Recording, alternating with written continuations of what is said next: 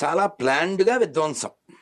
Queue లైన్లో నేను చాలాసార్లు వెళ్ళాను. క్యూ లైన్లో ఇదివరకు అసలు రకరకాల ప్రసాదాలు పెట్టేవారు. ఇప్పుడు పసిపిల్లలకి పాలు కూడా పెట్టట్లా. కోట్లు కోట్లు డబ్బులు విపరీతంగా వస్తుంటే ఎవరు డబ్బులు తింటున్నారో వాళ్ళకి సేవ చేయట్లే, వాళ్ళని ఇబ్బంది పెడుతున్నారు. ఎందువల్ల? కావాలని.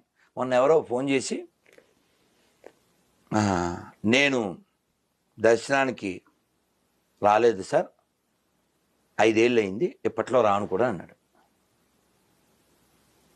ఎవ్రీ ఇయర్ ఎవ్రీ మంత్ వచ్చేవాళ్ళు కూడా మానేశారు. వాళ్ళకి కావాల్సింది అది, వాళ్ళ లక్ష్యం అది. తిరుమలకి ఎవడో రాకపోతే తిరుమల ఖాళీ చేసేస్తే, అంతకుముందు వాడెవడో తిరుమల 2 కొండలని ఆ విధంగా అక్కడ చర్చి కట్టేద్దామని, ఇలాంటి ప్లాన్స్ అన్నీ ఉంటే ఇలాంటి ఆలోచనలన్నీ చేస్తుంటారు. రెస్పెక్ట్ ఉంటే కథ వేరే ఉంటుంది, ధర్మం ఉంటే కథ వేరే ఉంటుంది.